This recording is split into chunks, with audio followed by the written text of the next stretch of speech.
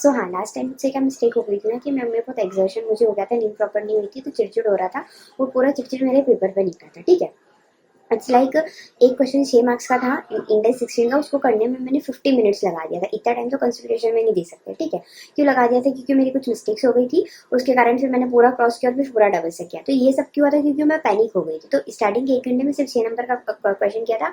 ये कब की बात बता रही हूँ मैं? May 25 की। ठीक है, बट नाउ September 25 में मैंने क्या किया, बिल्कुल दिमाग अपना कूल रखा। एक दिन पहले नहीं, 2-3 दिन 4-5 दिन पहले से बोल रही थी कि हमको कॉन्फिडेंस रखना है, भले हमको आता नहीं आता, पूरे पढ़ाई हो या नहीं हो, हमको उससे मतलब नहीं, हमको सिर्फ कॉन्फिडेंस रखना है और कॉन्फिडेंस रख के पॉजिटिव अप्रोच रख के पेपर देना। कि मैं जाते जाते भी यही चीज दिमाग को बोल रही थी और पेपर स्टार्ट होने के पहले भी यही बोला। ठीक है, तो स्टार्टिंग के जो मैंने 3 क्वेश्चन अटेम्प्ट किए हैं मैंने बहुत अच्छे से लिखे हैं, उन पर मुझे फुल मार्क्स मिलने चाहिए, मतलब से कोई गड़बड़ी नहीं हुई कि काटा पीटी गई हो, पैनिक हो गई हो।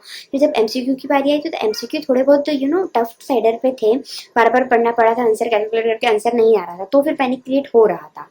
तो फिर भी मैंने खुद को काम डाउन किया, एक ही एमसीक्यू को 2 बार पढ़ा, फिर उसका आंसर मुझे आ गया। ठीक है, तो जहां ही काम डाउन किया मैंने जैसे ही, वैसे ही मुझे आंसर आ गया। ठीक है, उसके बाद फिर मैंने और 2 क्वेश्चन किए और फिर कंसल्टेशन किया, पर टाइम की कमी होने के कारण कंसल्टेशन की वर्किंग नोट बने बट बैलेंस शीट नहीं बन पाई। तो वो बोल सकते हैं कि मेरी स्पीड स्लो है, दैट्स वाई ऐसा हुआ है। बट हाँ, पैनिक होने के कारण कुछ काम बिगड़ा ऐसा तो नहीं। हाँ, मेरा अटेम्प्टिंग हुई है अप्रॉक्स 75 टू 80 बोलूंगी, 20 मार्क्स मेरा छूट गया है। तो वो बिकॉज ऑफ बोलूंगी कि मैं थोड़ा सा स्पीड स्लो थी, इस कारण बोल सकती हूँ। बट ऐसा पैनिक के कारण नहीं हुआ है कि पैनिक हुई फिर गलत हो गया, फिर डबल से किया, फिर चिड़चिड़ हो रही है, घबरा गए, नहीं। Cool down through out the paper रखा, एमसीक्यू में थोड़ा हो रहा था पर फिर भी खुद को रखने का ट्राई किया। सो ये तो नहीं बोलेंगे कि मेरा पेपर बहुत ही अच्छा गया है, बट हाँ, मैं इतना बोल सकती हूँ कि उस पेपर में मैं अपना जितना बेस्ट कर सकती थी मैंने उतना दिया है। मुझे अंदर से ऐसा कोई गिल्ट नहीं है, बस इतना है कि काश वो कंसल्टेशन की जो बैलेंस शीट थी वो कंप्लीट हो जाती, लाइक मैं बैलेंस शीट नहीं बना पाई थी। ठीक है, 75 का अटेम्प्ट हुआ, कोई बात नहीं, 40 तो आ ही जाएंगे, हमको ज्यादा चाहिए, अप्रॉक्स 50 तो चाहिए। ठीक है, तो 40 तो आ ही जाए। सो कंक्लूजन ये है कि यदि आपने कुछ इंडेक्स नहीं भी हुए, मेरे अप्रॉक्स 10 से 15 स्मॉल इंडेक्स ऐसे हैं जो मैंने सिर्फ और सिर्फ कंसेप्ट पढ़े थे। तो मैंने सिर्फ और सिर्फ कंसेप्ट क्यों पढ़े थे?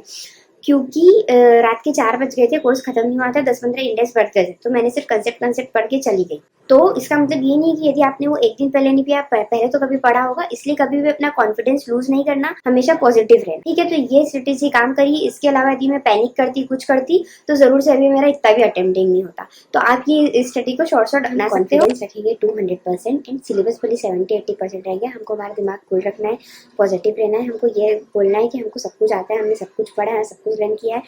अपने दिमाग को शांत रख के हमको पॉजिटिव रह के ठंडे दिमाग से पेपर देना था, ताकि हम पेपर में पैनिक ना हो। तो हमको हमारा कॉन्फिडेंस 200% रखना था। Okay, thank you so much.